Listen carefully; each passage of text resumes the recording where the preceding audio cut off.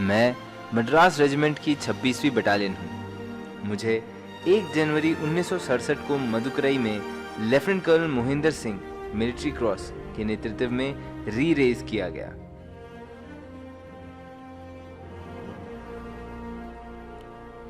तेईस मई 1970 प्रेसिडेंट वीवी गिरी द्वारा मुझे वेलिंगटन में कलर्स प्रदान किए गए।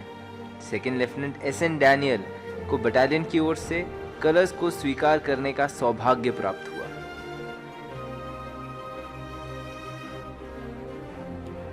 सन 1971 में मेरे कलकत्ता में रहते रहते ही भारत और पाकिस्तान के रिश्ते खराब होने लगे। वेस्ट पाकिस्तान के क्रूर शासन से परेशान करोड़ों की संख्या में रेफ्यूजीज भारत में आने लगे, जिसके चलते मुझे युद्ध में भेजने का फैसला लिया गया। लेफ्टिनेंट कर्नल वीके सिंह की कमान में तंबीज इस लड़ाई के लिए पूरी तरह तैयार थे। गौर करने की बात यह भी है कि सिर्फ 4 साल की छोटी सी उम्र में मुझे एक बहुत ही अहम जिम्मेदारी सौंपी गई थी।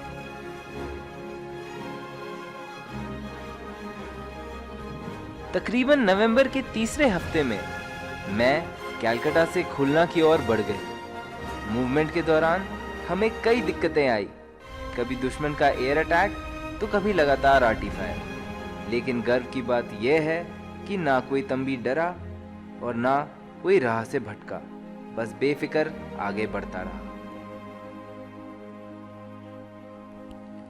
13 दिसंबर 1971 की बात है जब लेफ्टिनेंट कर्नल वीके सिंह ने सभी ओहदेदारों को सिनेमा हॉल से सिरामनी पर अटैक करने की अहम ब्रीफिंग करी। इंटेलिजेंस के अनुसार सिरामनी पर दुश्मन की एक कंपनी लोकेटेड थी।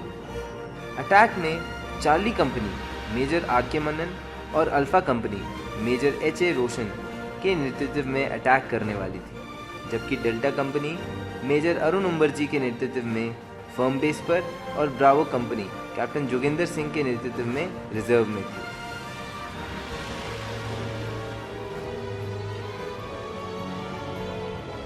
ब्रीफिंग के तुरंत बाद अपने ब्रावो कंपनी लोकेशन पर जाते हुए कैप्टन जोगिंदर सिंह ने देखा कि मेजर आर.के. मन्नन वीर गति को प्राप्त हो गए हैं। वक्त ना गवाते हुए उन्होंने तुरंत अटैक के लिए चार्ली कंपनी की कमान संभाली।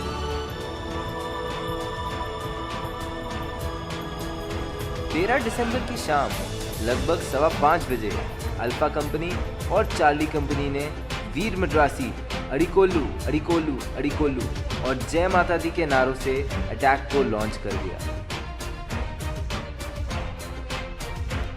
दुश्मन एक जूट फैक्ट्री के इलाके में छुपाव में था और उसे लगा जैसे कि एक ब्रिगेड लेवल अटैक हुआ।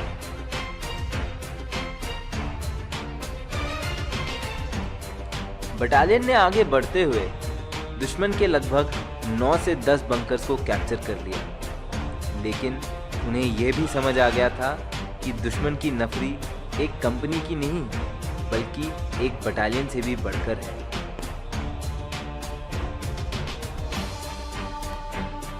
वहीं दूसरी ओर अचानक ही एक आर्टी शेल सीओ के ट्रेंच के सामने आ गिरा।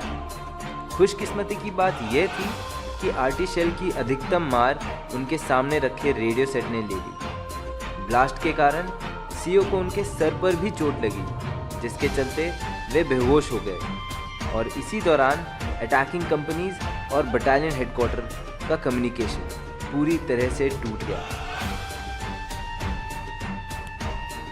गर्व की बात यह है कि चोटिल होने के बावजूद भी वो बटालियन के साथ सीना तान कर पूरे अटैक के दौरान खड़े रहे।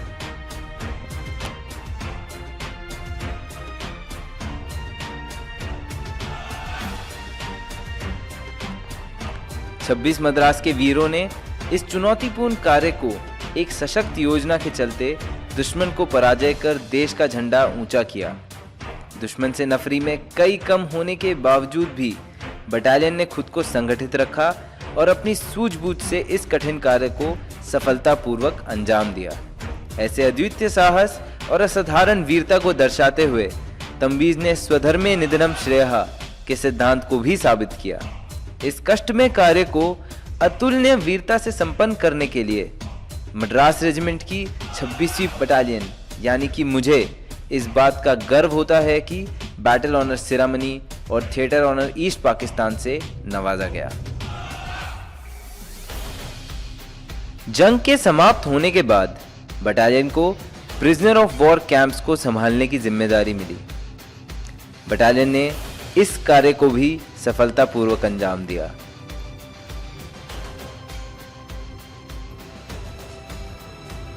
इसी सिरामनी के मार्गदर्शन पर आगे बढ़ते हुए मैं पूरे रेजिमेंट की एकमात्र बटालियन बनी जिसे शांति काल के सबसे बड़े पुरस्कार अशोक चक्र से नवाजा गया। 2001 में मुझे chief of army staff unit appreciation operation rhino के लिए और 2008 में फोर्स कमांडर्स एप्रिसिएशन यूएन में किए गए ऑपरेशंस के लिए नवाजा गया। बैटल ऑनर सिरामनी और थिएटर ऑनर ईस्ट पाकिस्तान की 50वीं वर्षगांठ पर हम गर्व करते हैं और उन वीरों की कुर्बानी और दृढ़ता को शत शत नमन करते हैं। धन्यवाद।